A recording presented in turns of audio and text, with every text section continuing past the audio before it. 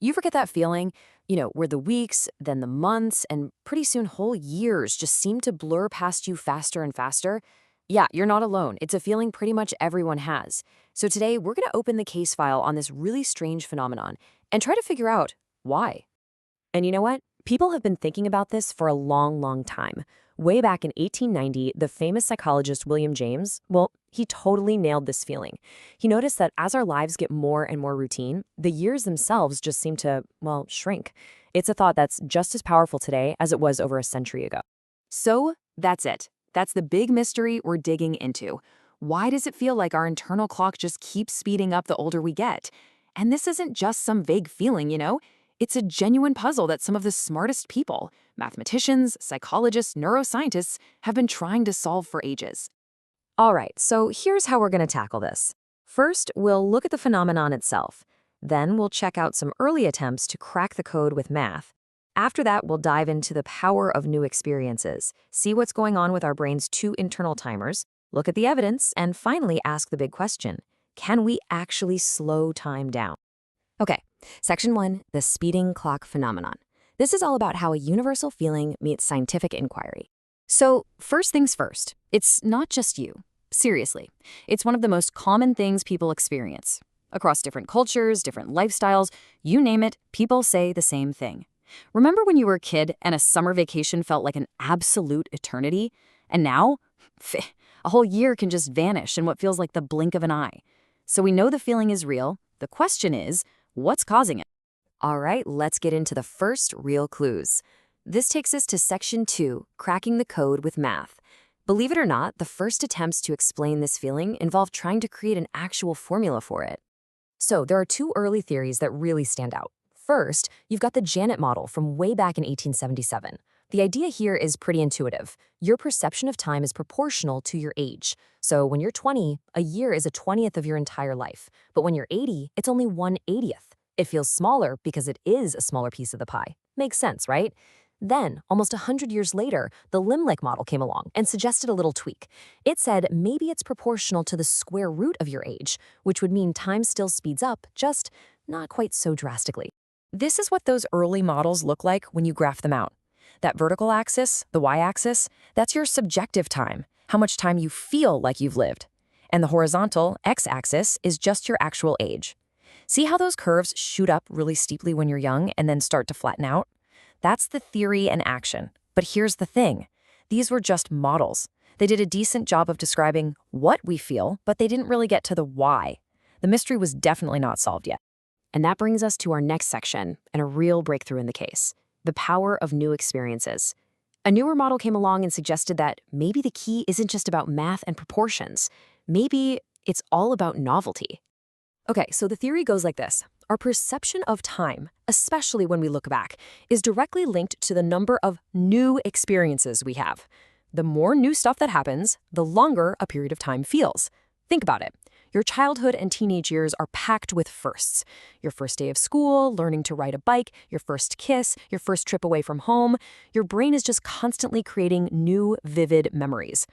But as we get older, life gets, well, more routine. And with less new stuff happening, our brain has fewer unique memories to file away. So in hindsight, it just compresses that time. It's like, nothing new happened. That must have gone by fast. Now this graph, wow, this really shows you the cause. That vertical line represents what the model calls subjective gain, basically how much new, memorable stuff is happening. And just look at that curve. It shows how the amount of newness we experience just plummets as we age. After your 20s, it's a really dramatic decrease. Each decade has less and less new information for our brains to grab onto. And here's the effect. Because of that drop in newness, our perceived speed of time, that's the vertical axis here, just rockets upward as we get older. This model predicts a really significant acceleration, and honestly, it lines up almost perfectly with those common feelings we all have. That time feels like it's going 5, 6, even 7 times faster than it used to. Okay, so we're getting somewhere. The new experiences idea gives us a powerful what. But now we gotta go deeper and ask how. How is our brain actually doing this? How does it keep time? Well, it turns out our brain basically has two different timers. First up, you've got something called prospective timing. Think of this as your in-the-moment clock. It's the one you're using when you're actively, well, watching the clock. You're waiting for a pizza in the oven, you're on a boring Zoom call, you're consciously aware of how long things are taking. And then there's retrospective timing. This is totally different. This is like your brain's historian. It's not timing things as they happen. Instead, it looks back at a period of time after it's already over and decides how long it felt. It pieces it together based on the memories it made. And this is the absolute key to the whole mystery. That feeling of time speeding up, it's a trick. It's a trick of retrospective timing. It has almost nothing to do with how we experience the present moment. A minute still feels like a minute right now. It's when we look back at last week or last month or last year that our memory goes, not a lot of new stuff happened. That must have gone by super fast. It's an illusion created by memory.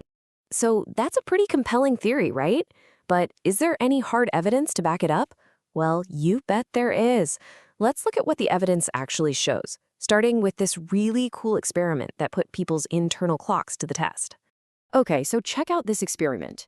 The setup was so simple, it's brilliant. They got 233 healthy people and divided them into 3 age groups, a young group, a middle-aged group, and an older group. And then they just asked each person to do one simple thing. Close your eyes and just mentally count until you think 120 seconds, 2 minutes, have gone by. And the results? Whoa, they are absolutely stunning. Just look at this bar chart. The youngest group, the 15 to 29-year-olds, they were pretty much spot on, stopping on average at about 115 seconds, super close. But then look at the next group, the 30 to 49-year-olds. They stopped way earlier, at just 96 seconds. And the oldest group, the 50 to 89-year-olds, they stopped at only 86.6 seconds. For them, what felt like 2 minutes was actually more than 30 seconds shorter than the real thing. Their internal clocks were running fast. To put a number on it, the oldest group's mental minute was, on average, almost 25% shorter than the youngest group's. That is a huge, measurable, real-world difference in how our brains perceive time. It's not just a feeling, it's right there in the data. So what in the world is going on inside the brain to cause this? Well, neuroscientists think they might have found the actual hardware. They've discovered these specialized neurons called time cells. They're in the hippocampus, which is basically the brain's memory hub. And these cells fire in a sequence, almost like a stopwatch, creating a kind of time stamp for our memories. The current thinking is that changes to these cells as we get older might be the biological reason our internal clock starts to speed up. And that brings us to our final section. We've looked at the math, the psychology, the hard evidence. So, can we slow down time? Let's put all the clues together and get to the bottom of this. So, here's the verdict. It turns out there's no single smoking gun. It's really a combination of things. First, we have fewer new experiences. As we age, life just has less newness, so our memory looks back and compresses time. Second, it's all about that retrospective memory. We judge the past based on how many memorable things happened, and that number tends to go down over time. And finally, there are real biological changes happening. Our internal clock, possibly driven by those time cells, just seems to change and tick faster as we get older. And this leaves us with a really fascinating and I think pretty empowering final thought. If our perception of time is so tied to new experiences and making new memories, well, that kind of puts the ball in our court, doesn't it? We can't actually stop time, of course, but maybe, just maybe, we can stretch it out. We can make it feel longer, richer. So the final question isn't for me, it's for you. If new experiences are the key, what new thing are you going to learn or see or do this week?